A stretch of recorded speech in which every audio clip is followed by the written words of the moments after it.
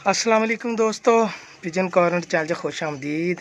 है जनाब अपनी घर की माशाल्लाह टैडी पट्ठी है जी। तो है जनाब एक सलारा टैडी कबूतर आ, इंसान टैडी जिन्होंने कहते हैं। तो मैं कहा चलो दोस्तों में शौक करवाइए अपने खोर जोड़े का। अरे माशाल्लाह जी प्रवासी बच्चे बनने हैं जी, क्योंकि उस कबूतर ने अगे ही माशाल्लाह अच्छा रिजल्ट दिता ही। मादी मर गई सी तो घर की पट्ठी ये लाई है जी। माशाल्लाह बच्चा उड़ाया सीगा, बच्चा बहुत उड़िया है।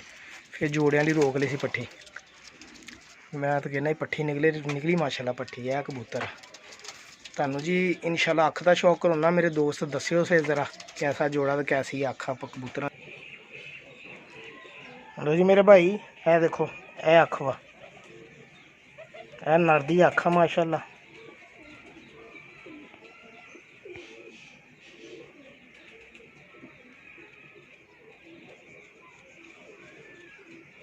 कैसी है जी, उधर भी दसो ज़रा। ये नर दी अख, तुहानू मादी दी अख का भी शौक कराना।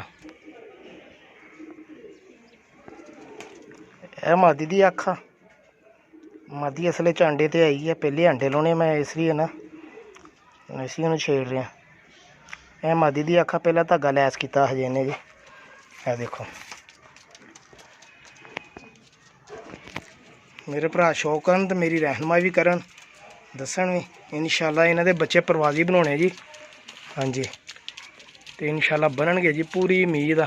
जिस तरह का जोड़ा लाता वा इंशाल्लाह 100/100 रिजल्ट आएगा जनाब। यदा पिजन कॉर्नर चैनल सब्सक्राइब करो दोस्तों को, ये रिक्वेस्ट हमेशा की तरह। तो बहुत शुक्रिया जेडे दोस्त पिजन कॉर्नर चैनल सब्सक्राइब करते हैं, शौक करते हैं, मेरी रहनुमाई भी करते हैं। बहुत अच्छे दोस्त मशवरे भी देंगे हैं, तो इन्हों को बड़ा कुछ सीखने को मिलता जनाब दोस्तों को। तो तुहाडे वर्गे वीरां ने 10-10 के इस तरह के जोड़े साडे बनवाते जनाब। हाँ जी, मेहरबानी जनाब, बहुत शुक्रिया। अल्लाह हाफिज़।